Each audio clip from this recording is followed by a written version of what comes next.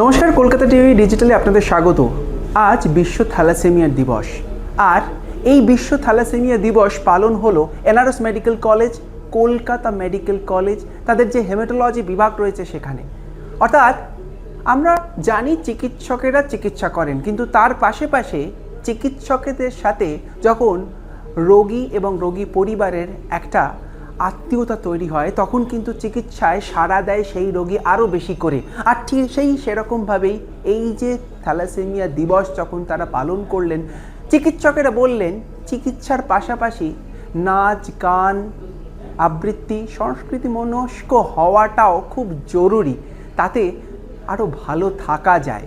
আর সেরকমভাবেই এই দুই জায়গায় সেরকমভাবে আয়োজন করা হয়েছিল নাচ গান।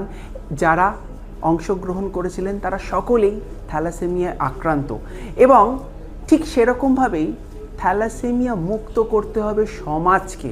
আর প্রয়োজন স্ক্রিনিং করা। হ্যাঁ, প্রিনেটাল যে ডায়াগনোসিস, তার সাথে সাথে অ্যান্টিনেটাল স্ক্রিনিং, এই সমস্ত বিভিন্ন রকম যারা বিবাহর আগে স্ক্রিনিং করে নেওয়াটা খুব জরুরি। আর পশ্চিমবঙ্গকে থ্যালাসেমিয়া মুক্ত করার জন্য এগিয়ে আসছেন যেমন চিকিৎসকেরা, একই সঙ্গে মনে রাখতে হবে সাধারণ মানুষকেও কিন্তু সচেতন হতে হবে, তাদেরকেও এগিয়ে আসতে হবে। আর হয়তো সেভাবেই কোনো এক দিন আসবে যেদিনকে থ্যালাসেমিয়া মুক্ত সমাজ হবে। আশাবাদী চিকিৎসকেরা, আশাবাদী ডাক্তারেরা এবং আশাবাদী যারা রোগী তারাও কিন্তু জানে, যারা রোগীরা তারাও কিন্তু যথেষ্ট ভুক্তভোগী দুরারোগ্য ব্যাধি, রক্তের ব্যাধি থ্যালাসেমিয়া। আর সেই রোগকে রুখতে এগিয়ে আসতে হবে সমাজকে। আমাদের থ্যালাসেমিয়ার থিম, এই বিশ্ব থ্যালাসেমিয়া দিবসে 8ই মে থিম, এই বছর আমরা সবাইকে ডায়াগনোসিস করব এবং সবাইকে কিন্তু এই পরিষেবাটা পৌঁছে দেব। তার থেকে যেটা বড় কথা বলি যে একজন থ্যালাসেমিয়া রোগীকে চিকিৎসা কিন্তু খুব কঠিন কাজ, এবং শুধু তাই নয়, এটা খরচা সাপেক্ষ। তাই আমরা চাই থ্যালাসেমিয়া রোগটা প্রতিরোধ হোক, থ্যালাসেমিয়া রোগটা নির্মূল হোক, এবং জিরো বার্থ থ্যালাসেমিয়া যাতে হয়, সেটাই কিন্তু আমাদের এখন প্রধান বিবেচ্য। আপনারা সবাই এগিয়ে আসুন, সচেতন হন। যখন প্রেগনেন্সি হচ্ছে, গর্ভবতী সন্তানটি থ্যালাসেমিয়া অসুখে আক্রান্ত আছে কিনা সেটা টেস্ট করে জেনে নিন। তাহলে কিন্তু অদূর ভবিষ্যতে আমরা এই পশ্চিমবঙ্গকে জিরো থ্যালাসেমিয়া করতে পারবো। এটা আমাদের অঙ্গীকার, এটা আমাদের সংকল্প। আপনারা আমাদের সবাই একসাথে আসুন, হাত মিলিয়ে কাজ করি। তাহলেই কিন্তু আমরা এই পশ্চিমবঙ্গকে থ্যালাসেমিয়া মুক্ত প্রথম রাজ্য গড়ে তুলতে পারবো। ভীষণ রকমের মানে একটা থ্যালাসেমিয়া বাচ্চা মানে তার একটা এই রোগটা তো প্রায় দুরারোগ্য রোগ, মানে একমাত্র স্টেম সেল ট্রান্সপ্লান্ট বা জিন থেরাপি ছাড়া তো সারা জীবনটা সে আমাদের কাছে মাসে একবার কখনো দুবার আসছে, রক্ত নিচ্ছে, ওষুধ, তাহলে তার জীবনটা ভরা হচ্ছে এটা। কিন্তু সেও একটা মানুষ, তার একটা সত্ত্ব আছে। ওদের কেউ খুব ভালো গান করে, কেউ খুব ভালো নাচে, আঁকে। তো তাদের এই রোগটার পাশাপাশি তাদের যদি আমরা এই মানুষের সত্তাটাকে তুলে ধরতে পারি, সেটা প্রকাশিত হওয়ার সুযোগ দিতে পারি, আমার মনে হয় তাতে তাদের ব্যথাটা অনেক লাঘব হয়।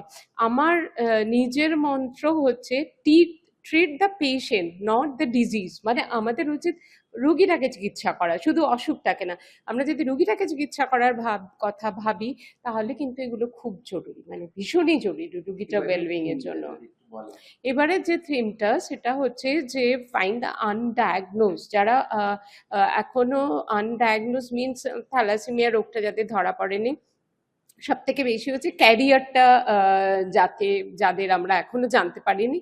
অ্যান্ড সাপোর্ট দ্য আনসিন, মানে যাদেরকে আমরা এখনো অনেক থ্যালাসেমিয়া আছে অনেক প্রান্তিক জায়গায়, যারা জানে না যে তাদের থ্যালাসেমিয়া অসুখ আছে, তারা চিকিৎসা করলে ভালো থাকতে পারে, যেমন আমাদের এখানে রুগীরা ভালো আছে। তো সেই রকম তাদেরকে খুঁজে বের করা, তাদেরকে সাপোর্ট দেওয়া, মানসিক সাপোর্ট এবং হেলথ রিলেটেড সাপোর্ট। আর সব থেকে বড় কথা হচ্ছে ফাইন্ড দ্য আনসিন, মানে যাদেরকে আমরা আমি আপনি এরকম সবাই, কারণ থ্যালাসেমিয়ার বাহকরা হচ্ছে সম্পূর্ণ সুস্থ। এই সম্পূর্ণ সুস্থ মানুষদের মধ্যেই লুকিয়ে আছে থ্যালাসেমিয়ার বাহকরা, এবং তারা নিজেরাও জানে না, যেহেতু তারা সুস্থ।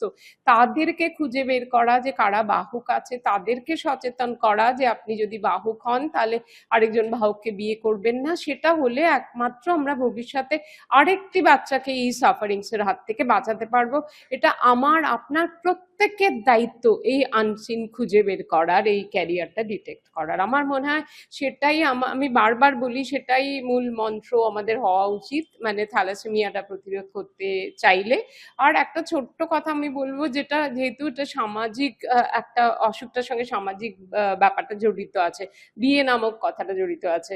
তো একটা থ্যালাসেমিয়ার বাহক কিন্তু সম্পূর্ণ সুস্থ, বারবার আমি বলছি। তো যে বাহক, তাকে বিয়ে করতে বাহক নন এরকম কারো যেন কোনো রকম দ্বিধা না হয়। সেক্ষেত্রে কিন্তু সন্তানরা সুস্থ হবে, বড়জোর বাহক হতে পারে, এবার বাহকরা সম্পূর্ণ সুস্থ, কোনো সমস্যা হবে না। কাজে আমরা যদি এইটা থেকেও পিছিয়ে আসি যে বাহককে কেউ নন বাহক বিয়ে করবে না, তাহলে লোকে বাহক নির্ণয় করতে ভয় পাবে, সেই টেস্টের জন্য এগিয়ে আসবে না।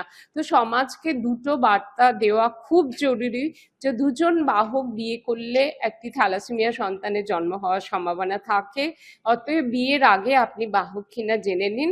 দ্বিতীয় জরুরি জিনিস হচ্ছে, একজন বাহক সম্পূর্ণ সুস্থ, বাহক নন এরকম কেউ একজন বাহককে নির্দ্বিধায় বিয়ে করতে পারেন। এই দুটো বার্তা যদি আমরা সবাইকে দিতে পারি, সবাইকে বুঝিয়ে বলতে পারি, আমার মনে হয় ভবিষ্যতে আমরা থ্যালাসেমিয়াকে জয় করতে পারবো।